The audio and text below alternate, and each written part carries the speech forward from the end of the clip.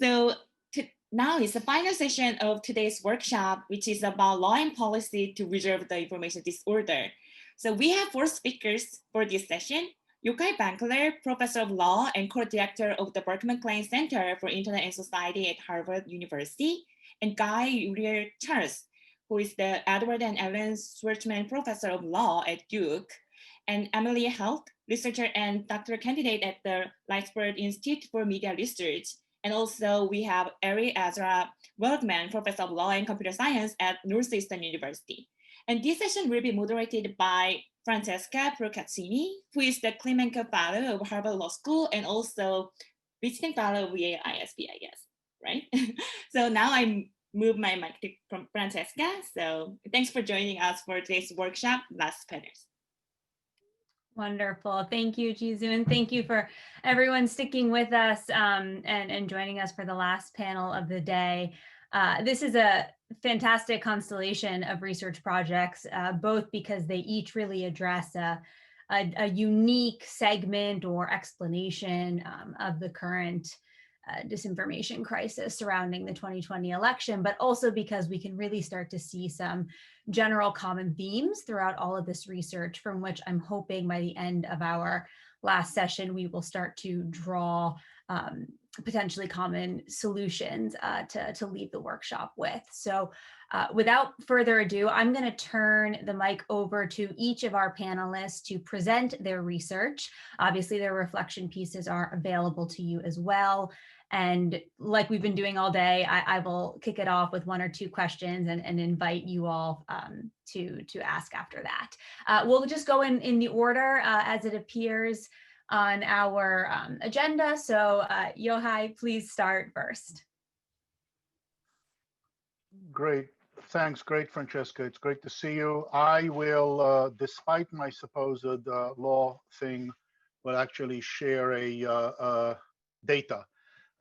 So this comes on the back of 5 years of research looking at about 8 million stories overall from the period and how they're shared. For the 2016 and 2017 election in 2017, the critical finding was that the right-wing media ecosystem is distinct and insular, and there's no symmetric polarization, but rather asymmetric polarization is what we see throughout the media ecosystem of national politics, and this is on the supply side on links. What we see, hang on, do we see it? What we see essentially is that in 2019, 2020, the same asymmetric structure exists. If anything, centrist media and center-left media became more prominent in the center at the expense of the left, but the right wing continued to be highly condensed and insular. This was even clearer on Twitter and Facebook in an even sharper sense. But remember, even this on the supply side of how sites link to each other was still highly asymmetric on the production side. Provisionally, we're seeing the same thing with COVID information. This is political orientation of sites. Again, we see asymmetric polarization even in reporting on COVID. But back to the election, and let's talk about the most important thing, which is mail-in voter fraud, the present story. The critical thing we found is that Trump drove the campaign. So this is the same kind of analysis of how sites link to each other, with Trump Twitter itself treated as a separate media site. Turns out not only is he central, but he's central to everybody, including the left and center left, as a major source of authority. When we look at Facebook, we see polarization across the sites with lots of amateur sites, but 81% of the sites link to outside sites. And what do we see with these outside sites? They're basically the 2 major Murdoch-owned publications and the 2 major Mercer-funded publications.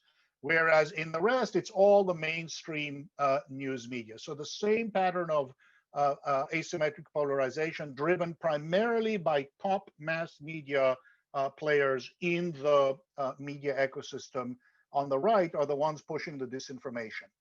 When we dig in detail into each and every spike in attention online, on Facebook, on Twitter, or on the open web, consistently, Donald Trump uses either telephone interviews with Fox, the daily press briefings, or his Twitter account. But his Twitter account is not social media. His Twitter account is like a press release. It is directly reported by the major media because he's the president, because it's dog bite man kind of man bites dog kind of headline. It's directly in mass media, and it's continuously and consistently at every point supported by the Republican National Committee, by his campaign staff, by the White House staff. So if our classic sense of Cambridge Analytica or Russians or trolls is that social media dominates and social media producers of disinformation get fed back into social media, or in the alternative that mass media producers like journalists look at social media and then replicate it so that social media at least leads, even if mass media does play an important role. What we found very explicitly in mail-in voting and consistently for the last 5 years in looking at millions of stories is that political and media elites lead the disinformation in an asymmetric pattern from the right to the center. Mass media producers are the source and social media is secondary. That's our finding, inconsistent with everything else we've talked about today, and it would be worth considering. When we look at survey evidence from Pew, we see when people ask about what is your primary source of political news or presidential news, only 18% are social media, 16% local TV, 16% cable TV, 25% news or websites, network TV, another 13%. These are where they play. Critically, what we found is that during the disinformation campaign throughout the year, early on, sites like the Associated Press adopted the balance of bias. So a story in which Trump says election rigged gets reported as a bitterly bipartisan debate unfolding on whether Americans should cast their votes through mail, blah, blah, blah, provoking online disinformation and conspiracy theories. Not that this was the president saying something based on a right-wing think tank replicated by the leading mass media site. If we look at the same map before, but size the nodes, not based on how many links they get, but on how many times they have syndicated stories, what we see is that the Associated Press, USA Gannett Network, NPR, all of these are everywhere on the map.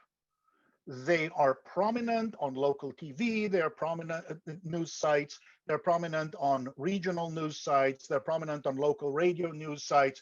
They provide access, and we know from the surveys, to the mass of people who are not yet partisan committed and are generally distracted. So their coverage matters tremendously. And so if we just look at the 46-minute crazy video, all our conversation about the notices is about these little notices on the bottom of the YouTube adding the AP has called the presidential election for Joe Biden. This claim about election fraud is disputed, as opposed to the fundamental transformation that's happened in the last 2 or 3 months, where the AP says in video, Trump recycles unsubstantiated voter claims, increasingly detached from reality, President Donald Trump, etc., where ABC says President Trump posts 46-minute despite no evidence of voter fraud. He repeats falsehood after falsehood. The fundamental change in the media that most people who are not politically obsessed consume is that. It's in journalistic practice and self-understanding and adoption of the truth sandwich. Mass media, because that's where the people are, even if it's not where we as the research community are. Coming back to the point about asymmetric, where did the asymmetry come from? Again, it's a long-standing story. Rush Limbaugh was already so-called the leader of the opposition by the time the class of 1992 took over the president. As Hannity says, we've been telling you for years, journalism is dead. Limbaugh was pushing the four corners of deceit, government, media, academia, and science. And we see loss of trust among Republicans spiking twice in '88 with Limbaugh and in '96 with Fox News. When we try to understand the political economy, it's critical to understand that what we're looking at are changes in political identity beginning in the 60s with the creation of a white identity, Christian political identity aligned with the Republicans, creating a media segment at exactly the time that a combination of UHF stations to create Christian broadcasting, cable, AM radio, creating radio created a market transition towards intense connection to a small audience, a large small audience, instead of one newspaper and 3 channels programming to everyone. By the time the internet comes along as a commercial endeavor in 2007, when Breitbart comes along, the right-wing audience has formed itself and made outrage a mass business since 1988. Essentially, even now, it's a market dynamic. It's not just a choice. The Guardian had this story about how Murdoch-owned properties tried to move things along. Chris Wallace has been trying to do things all along. But at the same time, their evening time lineup, the prime time on which they depend, continues to push. And it's not just Trump, it's not just Fox, it's Lindsey Graham going on Hannity and telling. And if they won't do it, we've already got Newsmax and Trump TV yapping at their heels because of the market dynamic. That's where the money is.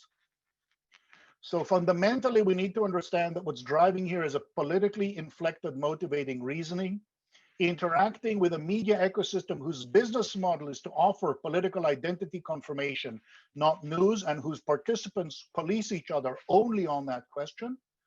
And what we have is a perpetual minority identitarian political party using a brittle electoral system to continue to control power by suppressing the vote and by taking winner-take-all primaries in the teeth of a reality that doesn't grow their base. So as long as we understand that most of the story is political elites moving mass media, we can start to look at what actually matters, at least in American disinformation.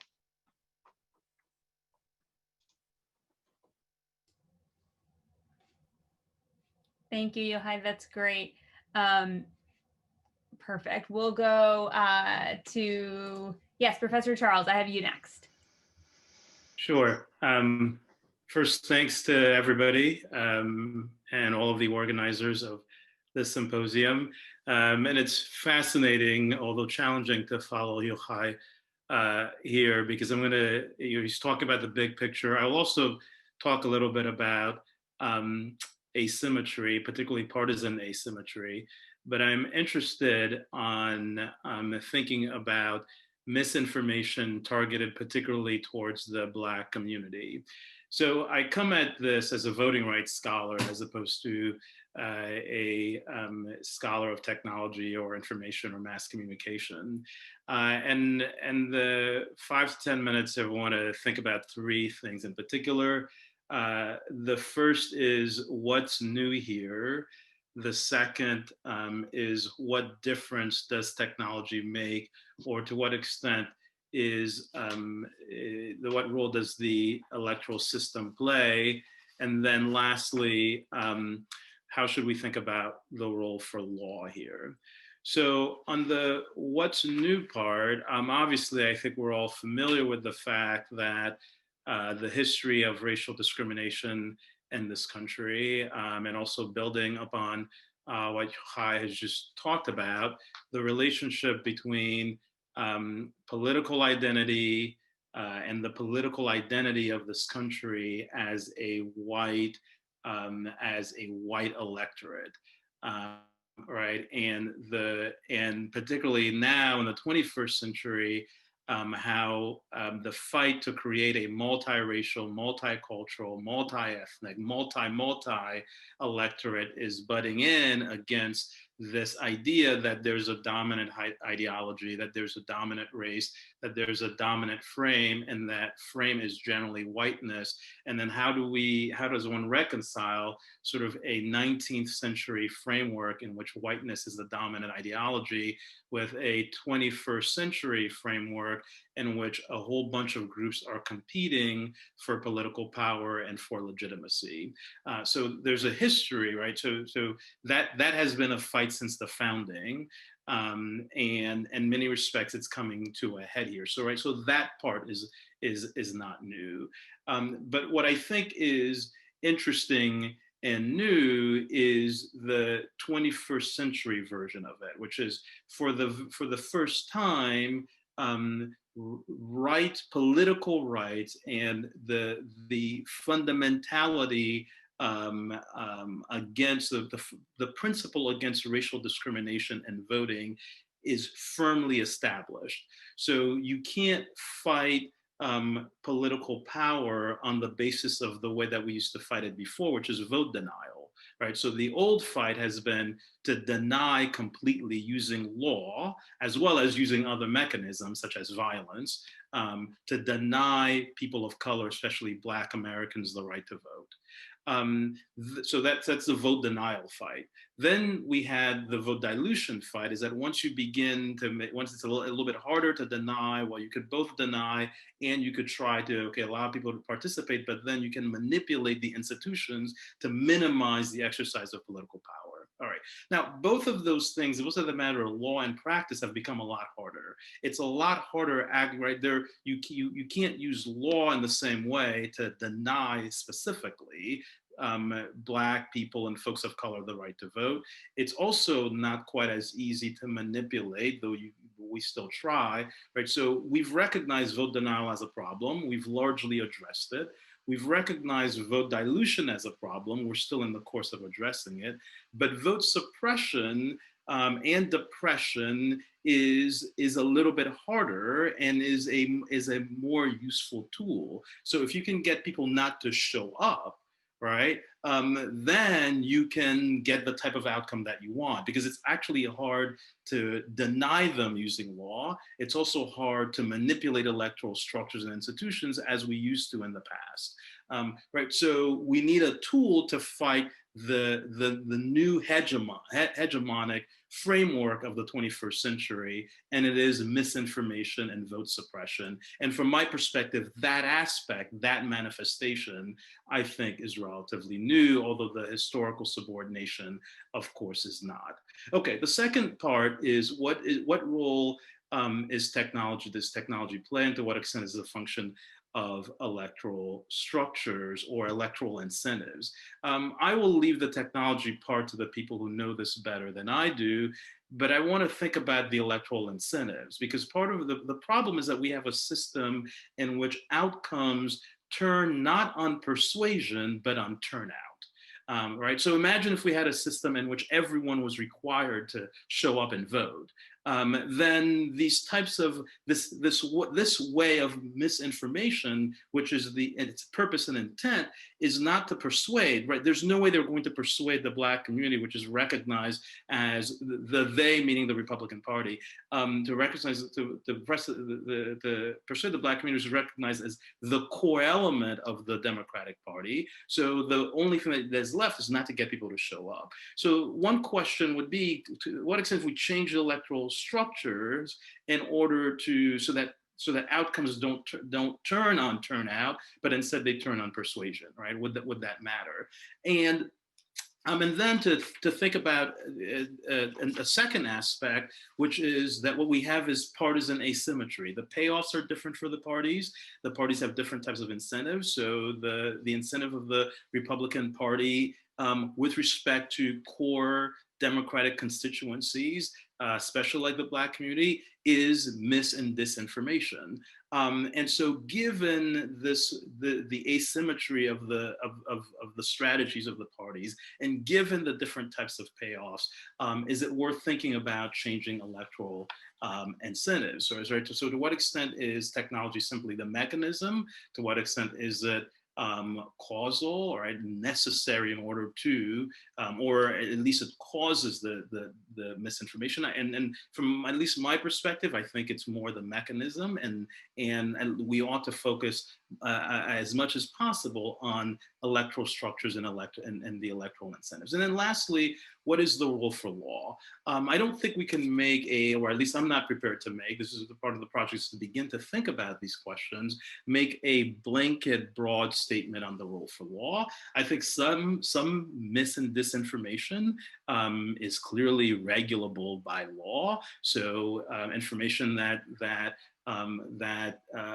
provides the wrong communications that provide the wrong information about when people ought to show up, and so the dates of the election and its circumstances, I think, is something that can be easily regulated. Some dis and misinformation can be dealt with by changing the structural incentives. Some perhaps can be addressed by the social media platforms and the information platforms, and then some may, right, is simply a factor of an information war that is an electoral system.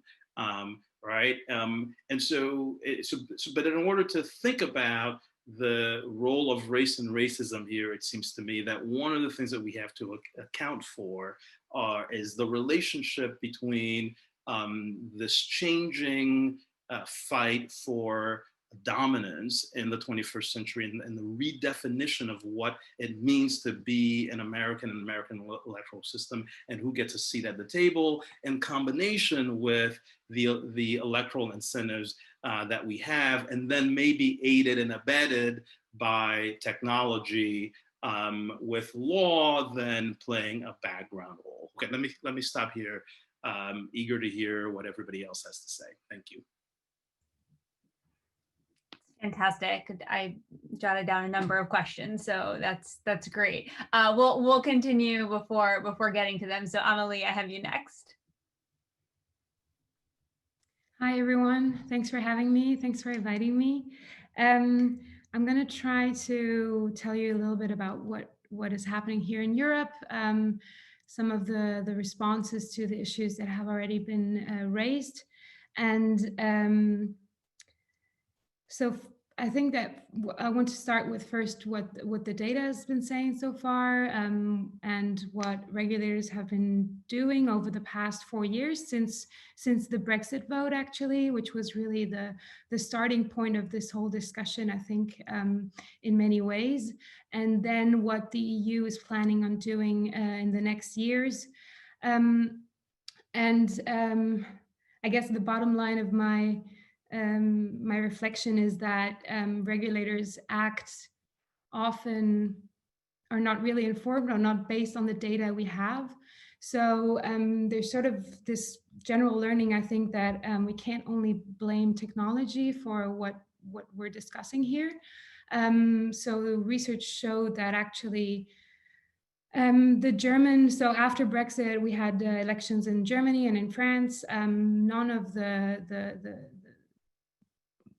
the phenomena we feared would happen actually happened. So there were no real effects of disinformation on those elections.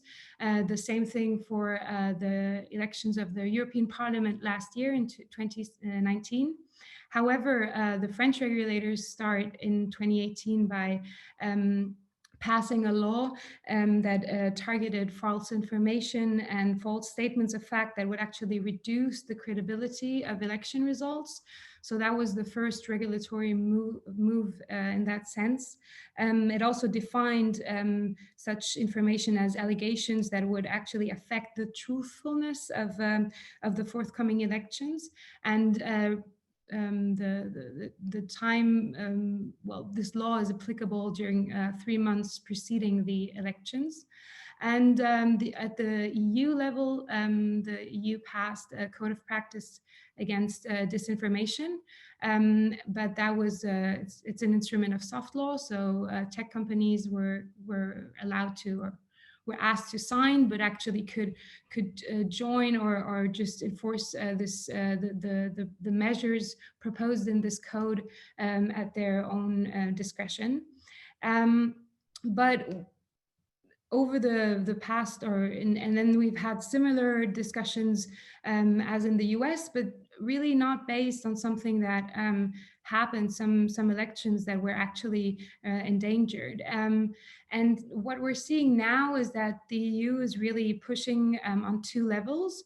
So one is proposals that are actually focused on procedural measures and no longer content-based, although there are some content-based proposals as well, but really to enforce more procedural measures, and to strengthen the public sphere, actually, and the media. And that is something which was already discussed earlier, but I think that's a very important part of the discussion. And so what the plan is right now is we're expecting a draft of the EU Digital Services Act you might have heard of, which is supposed to replace the e-commerce directive, and which is the scope of application is much more it's targeting platforms way more. But what the EU also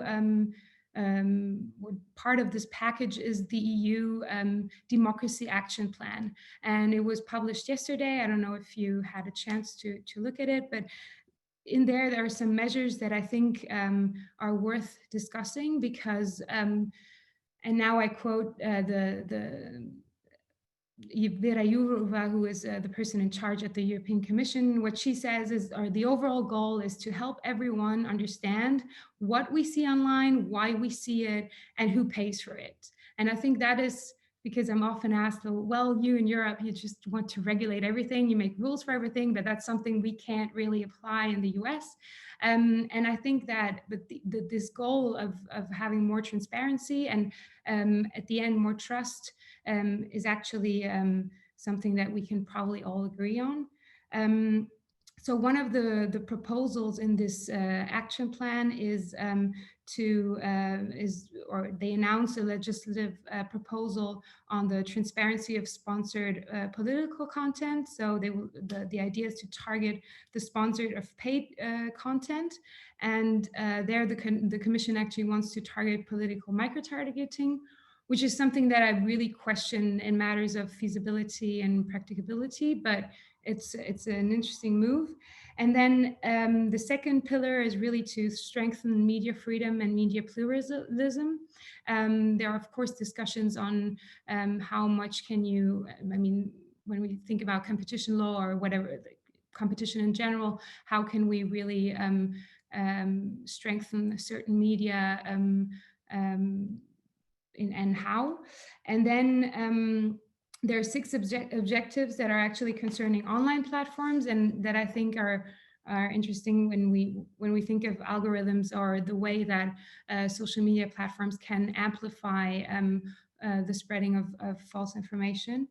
And so the first one is to monitor the impact of and the effectiveness of platform policies, because even if platforms have policies that could help, we don't really know how they're put into practice. Then to support the adequate visibility of reliable information of public interest. Now there's to see how we can define that, but the idea is really also to maintain a plurality of views and to avoid to a certain extent the echo chambers or filter bubbles, even if I'm just addressing the concepts here, not the fact that they're real, but are empirically proven. The Commission also wants to reduce the monetization of disinformation linked to sponsored content. They want to step up fact-checking. And the idea would also be to develop measures to limit the artificial amplification of disinformation campaigns.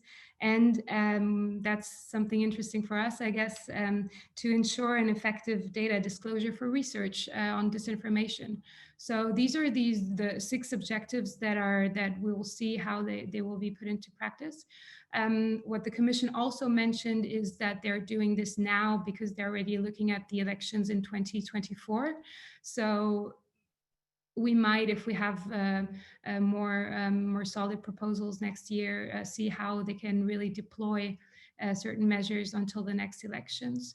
So as I've mentioned, I think that all these ideas and proposals are really need to be seen. Are they practical? Are they feasible and plausible at the end?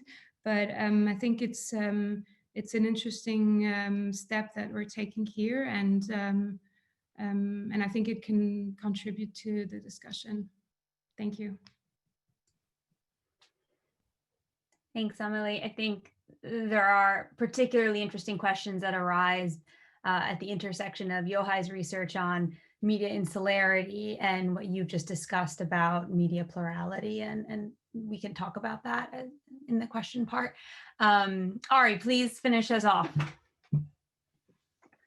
That's an obligation I don't know that I am up to, or a responsibility that I don't know I'm up to after this wonderful conference, but I'll try.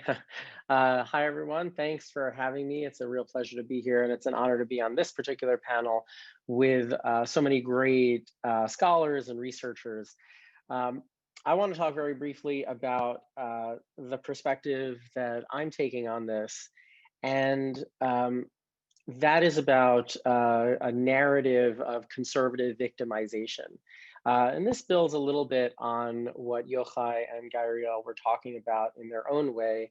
Yochai talked about how misinformation was used to pursue, to confirm our priors, particularly this narrative of white rage. And Guy-Uriel's work on the asymmetry here, and particularly focused on the disinformation campaigns focused on voters of color.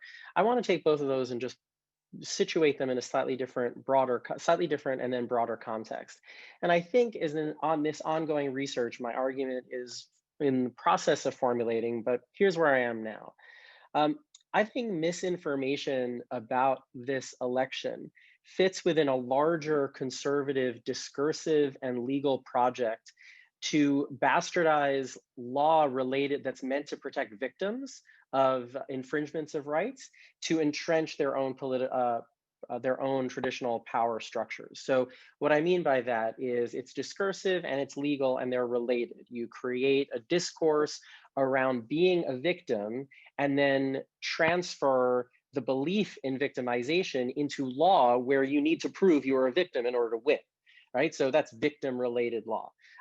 So there are a lot of examples like this, not just Justice Alito's speech before the Federalist Society recently, where he essentially threw out a whole slew of, to use white rage arguments about how everyone is, if you're opposed to same-sex marriage, you're a bigot. If you believe in religious freedom, you're a bigot.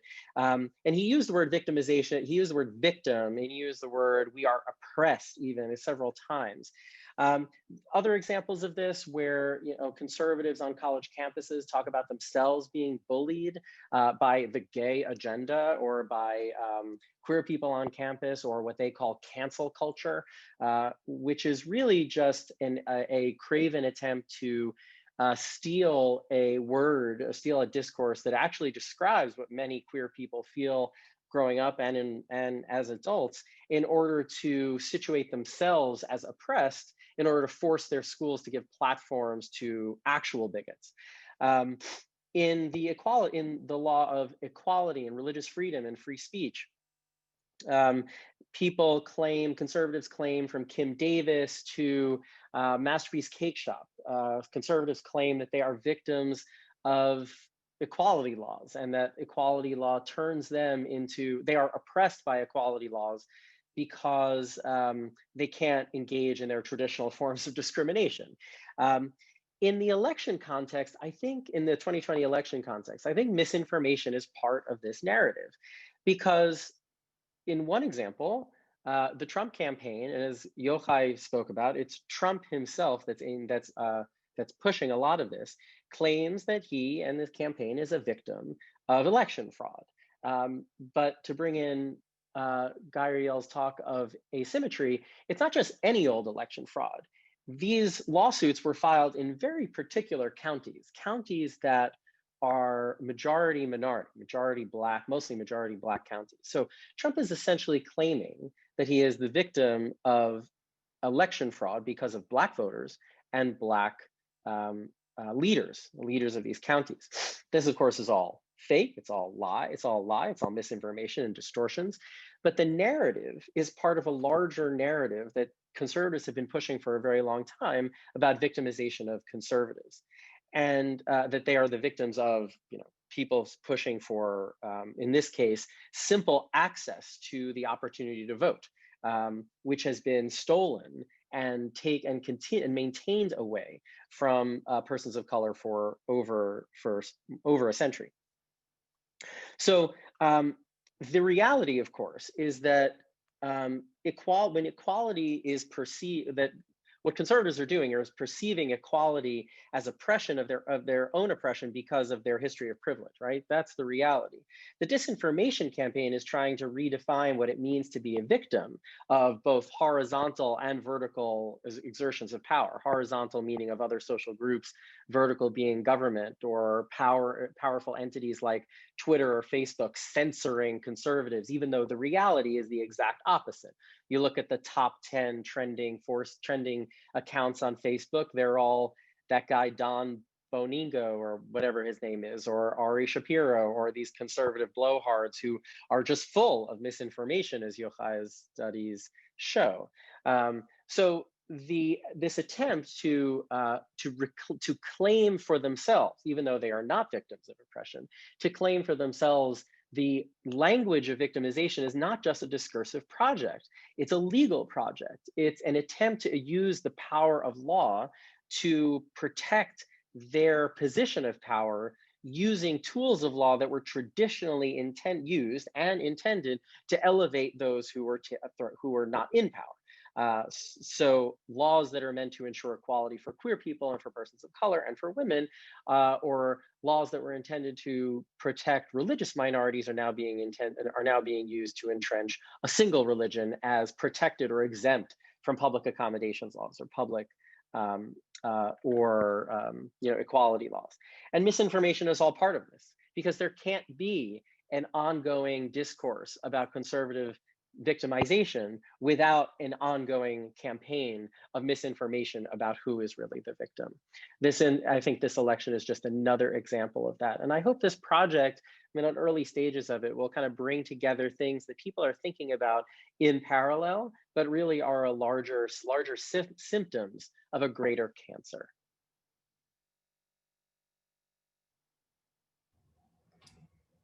Thank you, Ari. That's fantastic. I'm going to invite the audience to begin thinking about what questions you all have for our panelists. And after we discuss for a few more minutes, I'll open it up. And to preview, as always, you can use the raise hand function, you can use the chat function, chat to everyone, or I'm happy if you just want to send me a question individually, I'm happy to read it out to the panelists if that's easier for you.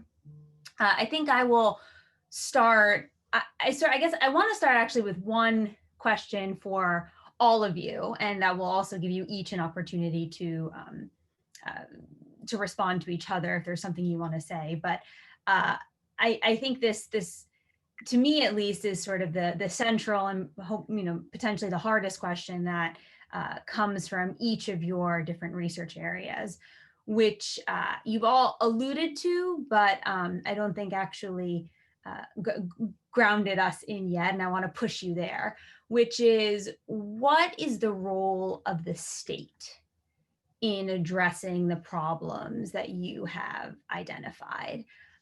So, to go in order, Yochai, you mentioned traditional professional media and the standards in the media realm and solutions around that. Guy-Uriel, you talked about election law, but got the closest, I think, towards the end, and I want to see how far I can take you in understanding, how election law, especially election suppression law, can be adapted to election depression law.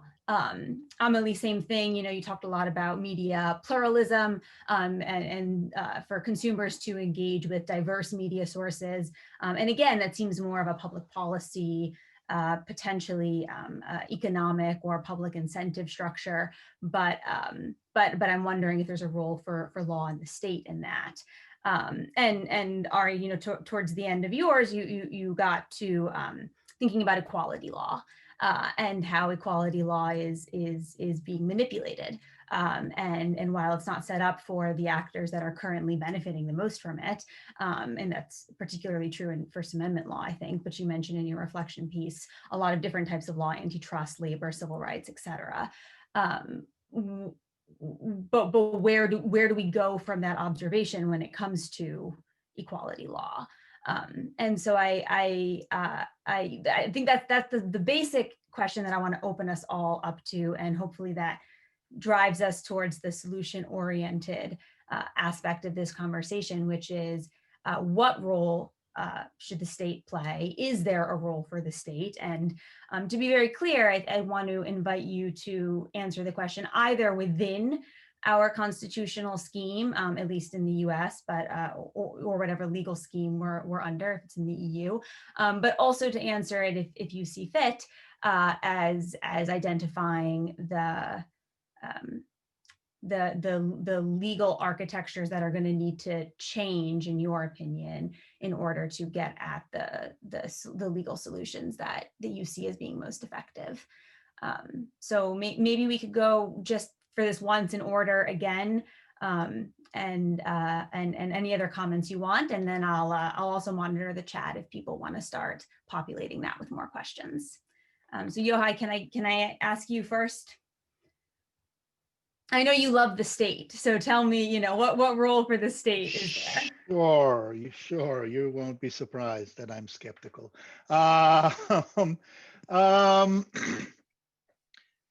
Before I forget, at some point before we abandon, can we make sure to notice what a profound challenge this last panel presents to the rest of the day? And not a single presentation of the four doesn't raise a genuine question on the relative importance of focusing on things like notices, on the psychology, as though people just stumble into misinformation and get confused, the possibility that it's a neutral question as opposed to the profoundly political question. So at some point, it would be useful if we could have that conversation. But first of all, I was really very pleasantly surprised by the degree of congruence between the four statements. And I think already, I don't want to preempt what Guy-Uriel will say, but the answer is, at a bare minimum on his side, have a less brittle political system.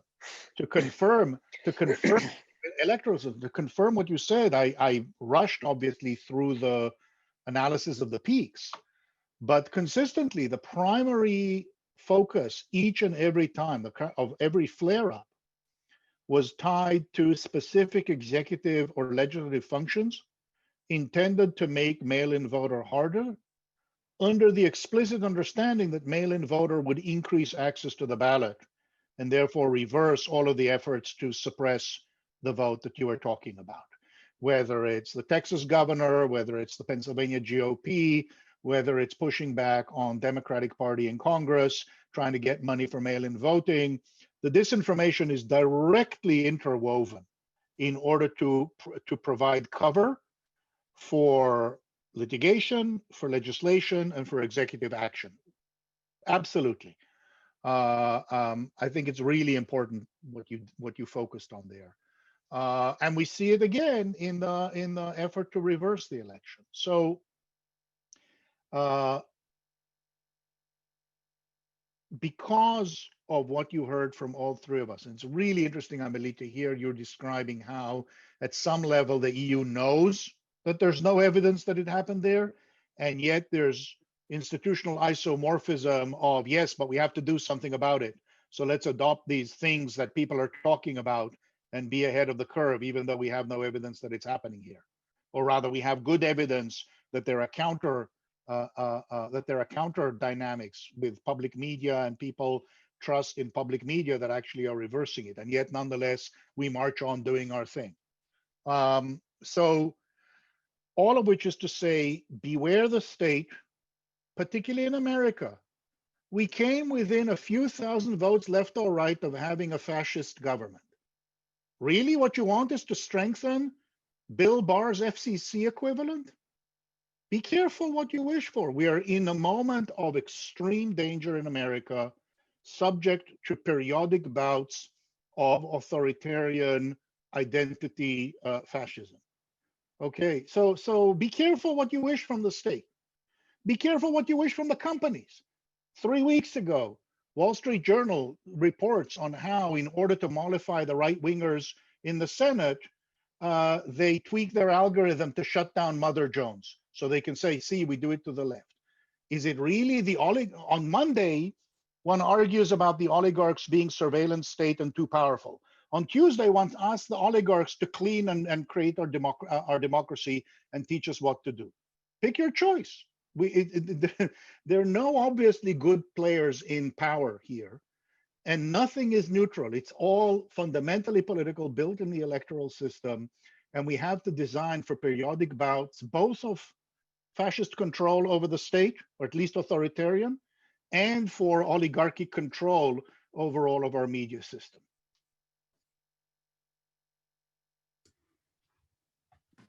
So, there isn't that much that I can disagree with what Yochai just said. So I'm not going to spend a ton of time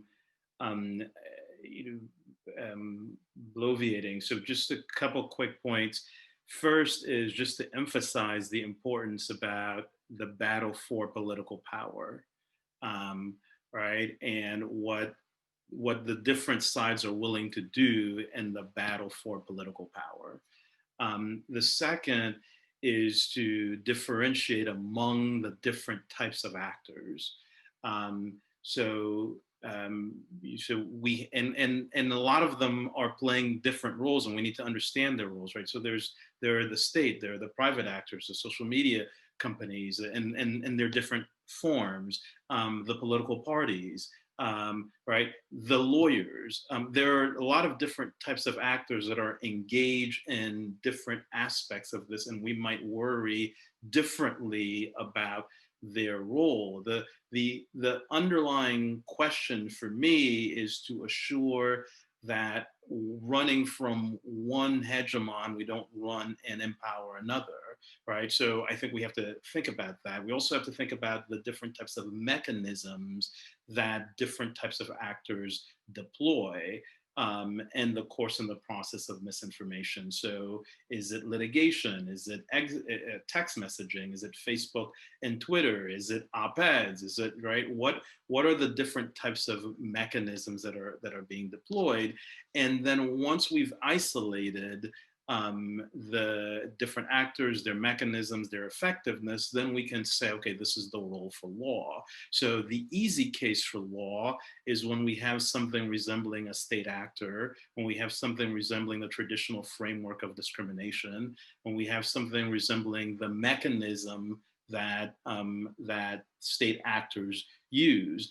Outside of that, I think it becomes the farther you get away from all of those mechanisms, the harder then it becomes to say, look, this is the role that law ought to play, right? And I think this is the reason why in the last part I said, look, one can't make a blanket statement here, because I think there are a lot of different types of contingencies. At least on my part, I want to understand those better. I come as a novice, so I want to understand better before then identifying a very determinative role for law. As I said, now one place where I think it's pretty easy is if somebody is saying, is providing false information about the electorate targeted in a particular community. I think that's that's an easy call, right? So there are some places that I think we can identify, but for me, again, this, I wait to be instructed, but there's a lot of uncertainty, and I would hate to jump on regulation because I think there are other structural mechanisms that we ought to attend to, as I said, such as rethinking or the electoral incentives.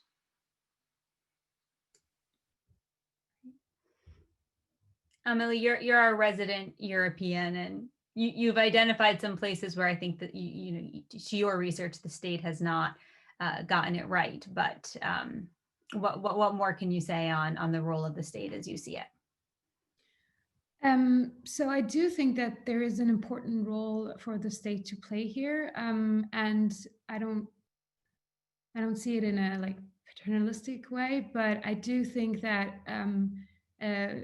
if we're in a democracy, the state ought to protect democracy, and therefore to protect the formation of opinion in a free way. And anything that could help that or ensure that is needed. And so, for example, when I mentioned media pluralism, there's obviously the question of what is diversity, how plural can a media landscape be, and this is something that lawyers are, I mean, we look at, of course, but that's media science and communication science.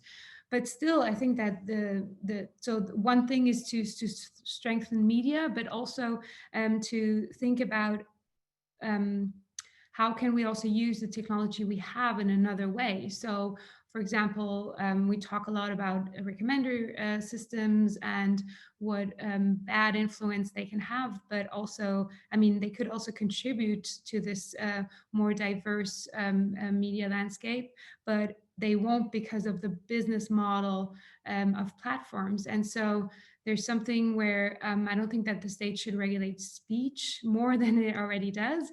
But when we talk about business, there are some ways of maybe restricting some parts of the business model, and then this could potentially also lead to having a more diverse media landscape. And I mean, we do have public broadcasters here, so that's something then, and Yochai mentioned it earlier, for instance, in Germany, most people trust the public broadcasters the most, but still, the business model of platforms has led to a decrease of income for traditional media. It is really, really important. And so even if we don't want to sponsor media in a very direct way, there might be a way of restricting the business model and therefore changing that way. And I mean, and then the underlying question of beware of what do you wish for? Of course, it's not only, or is the state really acting on it in an uninformed way? I don't think so. I think that there's not only the fear of potential disinformation campaigns in the next years. There's also a rise of populism here in Europe. We have 2 countries that are blocking the European Union because they won't agree to a mechanism of rule of law. And so I think that there are also these measures are also aiming at this whole issue of populism, which is a problem all over the world. So even if the measures are maybe not completely informed on the side of disinformation, I think that they're still very helpful in other ways. And I hope so.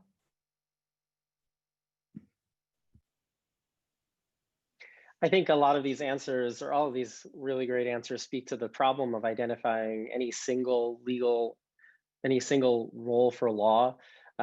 The problem, on the one hand, is this problem of entrenchment, right? Misinformation is a tool of the Republican Party's entrenchment of its power, and entrenchment makes it harder for change, right? Because the power is entrenched. If that means that one thing to do is to focus so much of our efforts on getting rid of gerrymandering, that will to unentrench the systems of power by making it impossible for politicians to choose their own voters. Unfortunately, the entrenchment that Republicans have put in place have created a Supreme Court that said political gerrymandering is totally cool, which is unfortunate. So there is, it's difficult to answer, like, what is the role for the state? One thing you could do, I mean, what we can identify is how should we evaluate what the role of the state should be? If people, as many do, say you can't do anything about misinformation because of the First Amendment, I think that's kind of bananas. But setting that aside, well, if you feel that way, we'll look downstream instead and make it less relevant, make it less impactful, make it have less of an impact on distributions of power, or on the system that distributes power, which is what the state does. So how to make misinformation less relevant or less powerful? Well, Yochai and our discussions earlier talked about this. it's a narrative of white rage. It confirms biases. Exists in a political system where the key thing, as Guy-Uriel talked about, is getting at your own voters. So we have to create a system where that's not the key thing. And that is incredibly hard, right? I have no idea how to do that. I'm sure, hope smarter people are figuring that out. But the system, that advocacy is not just law, that's social organizing on the ground, from the ground up, from creating a stable of progressive politicians from school boards and other local elected officials, to listening to people on the ground, like women of color in Georgia, the different Latinx communities in Texas and in Florida, listening to people on the ground, the indigenous cultures who know how to organize, indigenous voters, and then create a bench, and then focus on state elections to undo and unrig the system. That's the only way I think any of this is going to become less important. Yochai, did you want to respond? I feel so bad to come up with all of these downers. I'm trying to be constructive a little bit to come back. I do think that there are discrete things that probably are worthwhile doing. Ironically, things that are in much more traditional communications models, because of how much television is important. And this is particularly true in the US, where you have the major consolidated radio networks of iHeart that owns Premier Network, that produces all of Limbaugh, Hannity, Glenn Beck type stuff. Sinclair and its approaches. So I would say efforts to limit, just to create little hurdles, efforts to limit group ownership, to make it a little harder to create national coast-to-coast networks. Dramatic transparency, using the technological surveillance techniques and turning them around, dramatic transparency on the advertising, so that any piece of advertising that's attached to any piece of television or radio content shows up in a database. So you can begin to create consumer boycott mechanisms to undermine the economic incentives of the outrage industry. I think that significant limitations on targeted political advertising are unambiguously good. In the sense of well, unambiguously good is complicated because it's also a cheap way for grassroots organizations to do their work. But I think it's these kinds of structural, actually focused less on technology companies and more on traditional media, that at least in the US are potentially useful pathways. And I do want to emphasize, and Guy-Uriel really pushed back on this, I think correctly. I talk at the broad population level, but there's no question that in specific niche communities, and they might be targeted at Black voters in a particular area, or they might be targeted at people who you try to organize for purposes of terrorizing people at the polls. That's the kind of very narrow activity where no question you can only do it online, you can't do as effectively in mass media, and that you might actually be able to have First Amendment survivable interventions that are narrow enough. There, the primary concern is really, as I said, the fact that we should expect over the next 10 to 20 years to be periodically subject to authoritarian executive branch. And so beware what you wish for.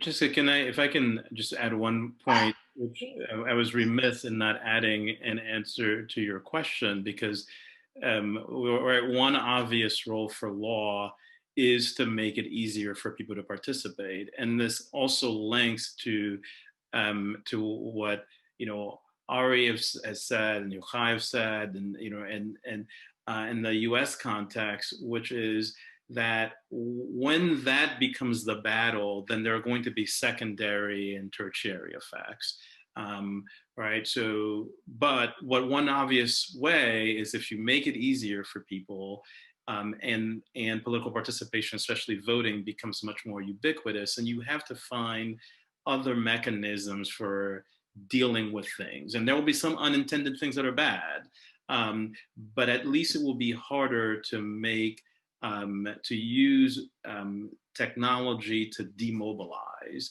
at least demobilize for the purpose of showing up at the polls, right? If that's going to be harder to do. So, when you have things like mail-in ballots, they're going to make it easier. They're going to, right? And when we saw the effects of it, which is the highest levels of voting. So when you have that, then there's got to be some counter. But if law makes it, in some senses, sometimes it'll be state law by changing rules that made absentee balloting or mail balloting, right, making those, and sometimes it could be federal law, that things that the House has been considering. Then, so there is a role for law to play here, which might change the current disinformation campaign, though it might introduce something else that is unanticipated.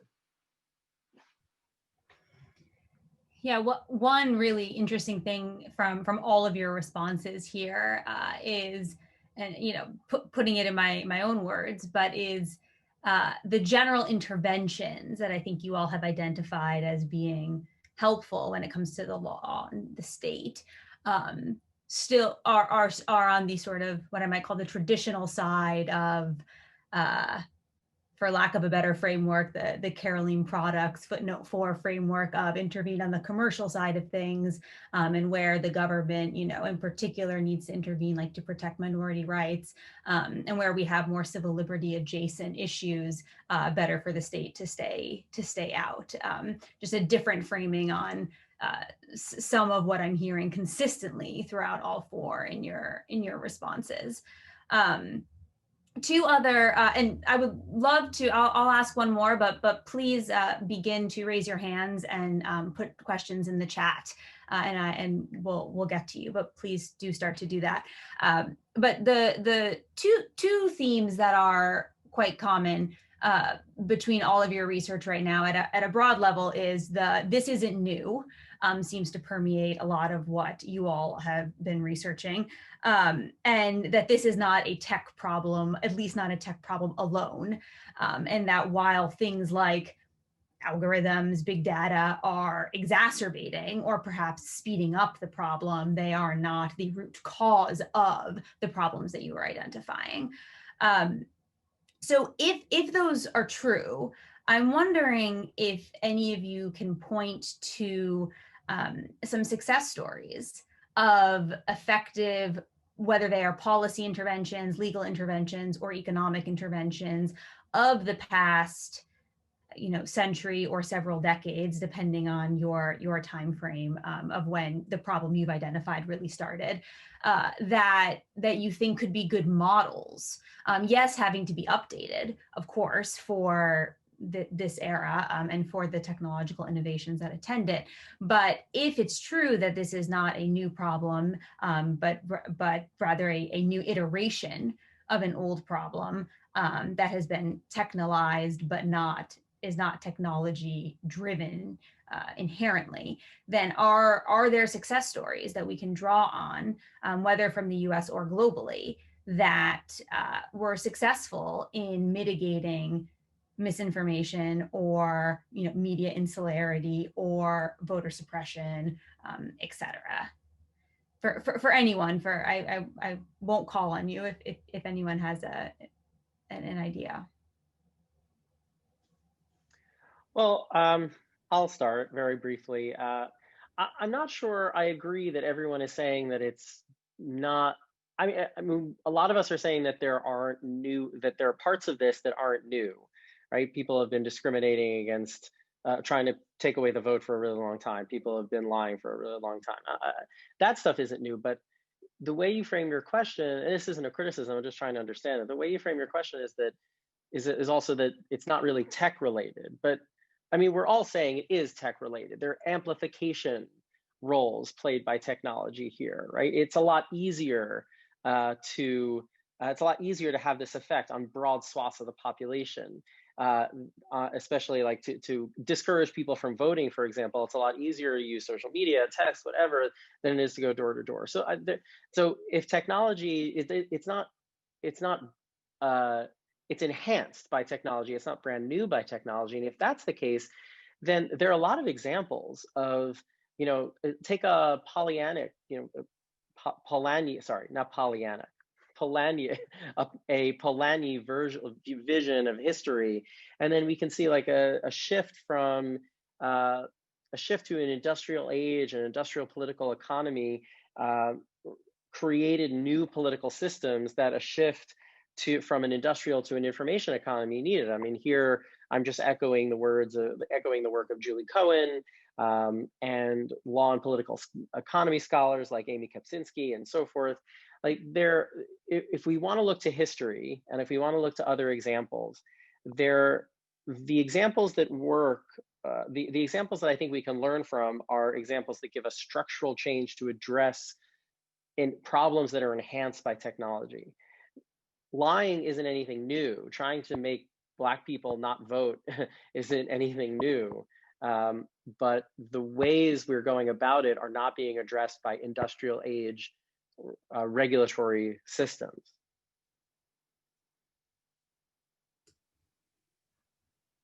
That's great. I know I have one raised hand and one question in the chat. If anyone would like to respond to that, or I'll go to the next.